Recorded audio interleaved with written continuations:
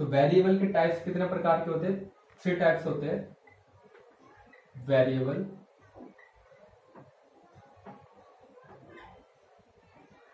पहला होता है हमारा इसमें var, सेकंड होता है हमारा let, थर्ड होता है हमारा const। ठीक है, तो पहले हम जानते हैं var के बारे में। ठीक है, तो var के बारे में जानते हैं। तो var में क्या होता है कि कोई भी वैल्यू मान के चलिए हमारे पास क्या है, var a equal to 10, var b equal to 12, document dot right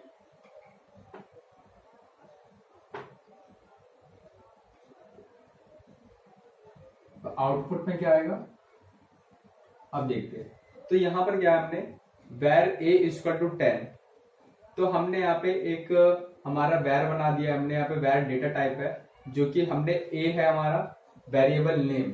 ठीक है, a क्या हो गया हमारा वेरिएबल नेम,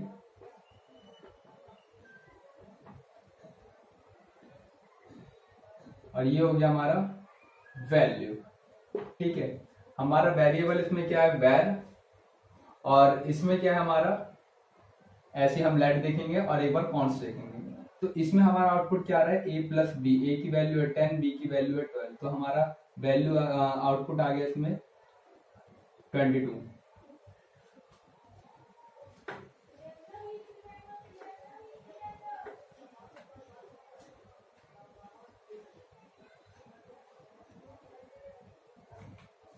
तो अब हम देखते हैं वैर।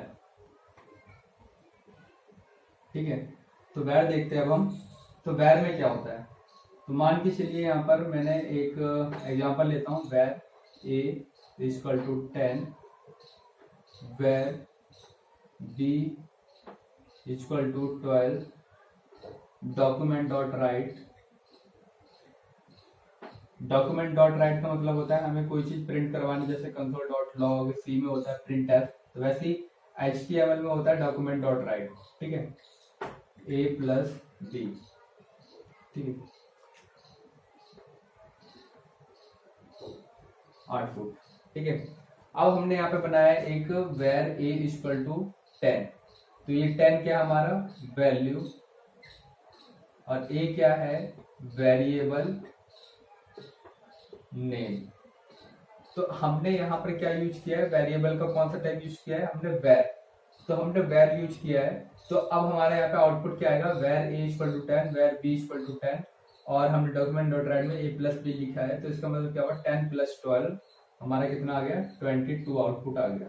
तो ठीक है, अब वेर की कुछ एडवांटेज होती है, बेसिकली सबसे अच्छी एडवांटेज वेर की होती है, इसलिए हम सबसे ज्यादा वेर यूज करते हैं। तो एडवांटेज देखते हैं इसका क्या क्या है। ठीक है, एडवांटेज a इक्वल टू 10 लिखा है, वेर a इक्वल टू 10, और नीचे वेर b इक्वल टू 12। ठीक है, तो हमने अब यहाँ पे मान के चलिए मैं यहाँ पर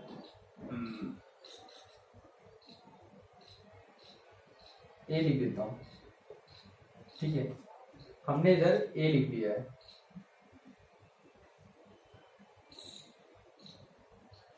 where a equal to 10, a equal to 12, और आउटपुट हमको चाहिए a। तो अब यहाँ पे आउटपुट में a इक्वल टू 10 आएगा, यहाँ पे आउटपुट में या 12 आएगा, तो यहाँ पर 12 आएगा, आउटपुट आता है यहाँ पर 12।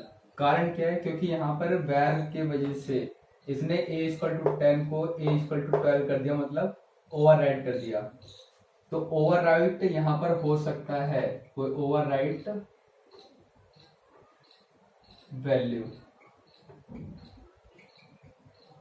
तो यहाँ पर कोई भी किसी को ओवरराइट कर सकता है, मतलब a इक्वल टू 10 है तो a इक्वल टू 12 यदि हमने उसके नेक्स्ट लाइन पे लिख दिया या कहीं पे भी लिख दिया उसके बाद, तो इसका मतलब क्या है, वो उसकी वैल्यू को ओवरराइट कर रहा है।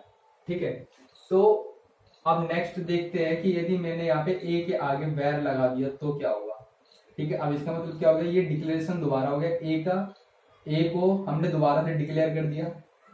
पहले a को हमने वेर से डिक्लेयर कर रखा था, फिर दोबारा हमने a को डिक्लेयर कर दिया वेर लिख के। ठीक है, इसका मतलब क्या हो गया, हमने दोबारा इसे डिक्लेयर कर दिया। बट यहाँ पे दोबारा डिक्लेयर करने में कोई प्रॉब्लम नहीं होती वेर के टाइप पे, ठीक है। तो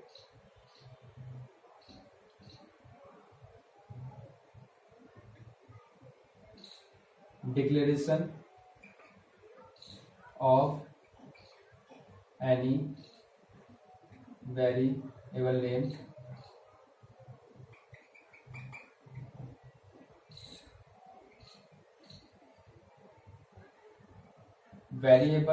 declaration of any variable name possible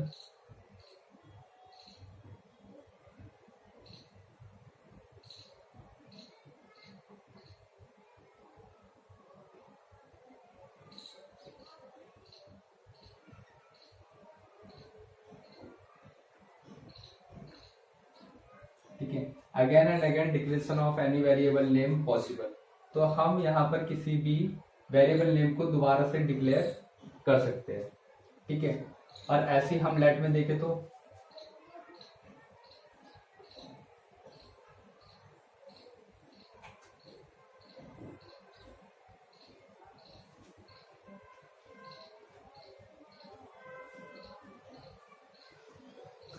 हम लेट में देखते हैं, लेट में क्या होता है, लेट ए इक्वल टू 10 और यहाँ पे भी मैं ए इक्वल टू 12 लिख दूं और फिर इसके बाद डॉक्यूमेंट डॉट राइट ए, आउटपुट में क्या आएगा, यहाँ पे भी 12 आ जाएगा। कारण क्या है, कारण क्या है, यहाँ पे भी ओवरराइट हम किसी भी वैल्यू को कर सकते हैं। और यहाँ पे डिक्लेरेशन हम नहीं कर सकते। यदि हम किसी भी वेरिएबल के नेम को दोबारा से डिक्लेयर करते हैं लेट लगा के, तो यहाँ पे हम declare again declare not possible, again declaration not possible, ठीक है।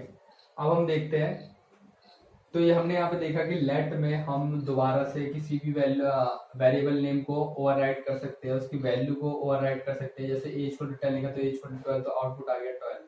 क्यों, क्योंकि यहाँ पे ओवरराइट कर सकते हैं, जैसे कि इधर ओवरराइट कर सकते थे वैसे इधर भी हम ओवरराइट कर सकते हैं। बट यहाँ पे हम डिक्लेरेशन कर सकते थे, यहाँ पे हम दोबारा डिक्लेरेशन नहीं कर सकते। जैसे ए इक्वल टू लेट, हमने लेट ए लिखा है, इसका मतलब हमने दोबारा से ए को डिक्लेयर किया, जबकि यहाँ पे ऊपर डिक्लेयर हो चुका था, तो यहाँ पर हम दोबारा से डिक्लेयर नहीं कर सकते। तो अब हम देखते हैं कॉन्स्ट में, ठीक है।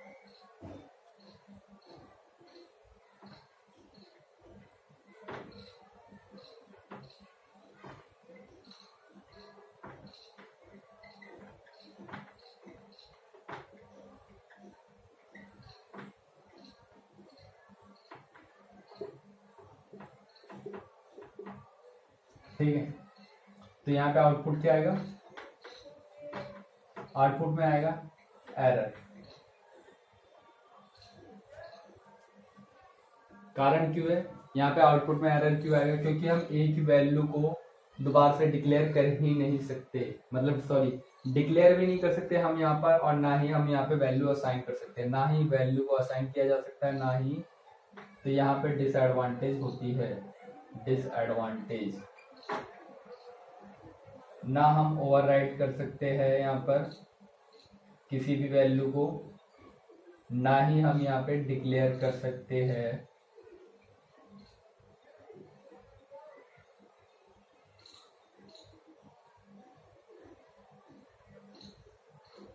अगेन डिक्लेयर नहीं कर सकते, ना ही ओवरराइट कर सकते हैं। मतलब पहले तो हमने यहाँ पे देखा const A equal to 10, const का मतलब कॉन्स्टेंट समझ लो आप कि कॉन्स्ट का मतलब क्या है, कॉन्स्टेंट। तो यहाँ पे क्या हमने ए की वैल्यू 10 लिख दी, तो अब यहाँ की ए की वैल्यू ना 5 हो सकती, ना 10, ना 9, ना 12, ना 13। मतलब जो वैल्यू यहाँ पे 10 लिखी हुई है सिर्फ 10 ही रह सकती है, इसके अलावा कोई और वैल्यू नहीं हो सकती, ना 9, ना 12, ना 13, ना 14, ठीक है। यहाँ पे हम वैल्यू को दोबारा से असाइन नहीं कर सकते। सेकंड, हम यहाँ पे दोबारा डिक्लेयर भी नहीं कर सकते। यदि मैं यहाँ पे कॉन्स्ट लिख दूँ तो ये पॉसिबल नहीं है, तो यहाँ पे दोबारा डिक्लेरेशन भी नहीं कर सकते हम। तो हमने यहाँ पे तीनों के डिफरेंस देख लिए।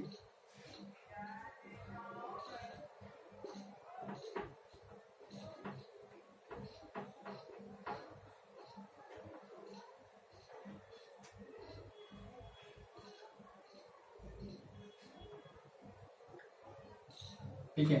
तो हमने यहाँ पे देख लिया कि वैर में हम दोबारा से ओवरराइड कर सकते हैं और किसी भी वेरिएबल नेम को दोबारा से डिक्लेयर कर सकते हैं, बट यहाँ पर हम ओवरराइड तो कर सकते हैं लेकिन यहाँ पे डिक्लेरेशन दोबारा नहीं कर सकते लेट में। ठीक है, कॉन्स्ट में हम ना ही ओवरराइड कर सकते हैं ना ही डिक्लेयर कर सकते हैं। ठीक है, तो अब हम यहाँ पे ये चीज समझ चुके हैं कि हमारा वेरिएबल क्या है, एक कंटेनर है जो कि डेटा वैल्यू को स्टोर करता है। हम इसका यूज इसलिए करते हैं क्योंकि हमें बार बार किसी स्टेटमेंट को यदि चेंज करना हो, कोई भी चेंज करना हो, तो हमें बार बार उसी पर्टिकुलर स्टेटमेंट में जाके हमें चेंज करने की जरूरत ना पड़े, डायरेक्ट हम वेरिएबल में जाए और उसको चेंज कर ले। जैसे यहाँ पे हमने लिखा है a=10 या a= कोई नेम लिख रखा है, तो हम यहाँ पे सीधा नेम को चेंज कर सकते हैं। हमें मान के चलिए राम की जगह श्याम लिखना है, तो हम यहाँ पे सीधा श्याम लिख देंगे और जो भी स्टेटमेंट नीचे की होगी वो डायरेक्ट आ जाएगी।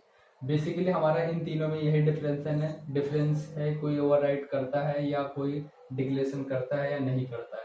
तो बेसिकली यही डिफरेंस है और यूज इसका यही है कि हम किसी भी स्टेटमेंट को चेंज करना चाहे, नंबर ऑफ स्टेटमेंट्स को यदि चेंज करना चाहे, तो बार बार हम उसी लाइन पे ना जाए, डायरेक्ट हम वेरिएबल की वैल्यू को चेंज करें और डायरेक्ट आउटपुट हमें मिल जाए। तो थैंक्स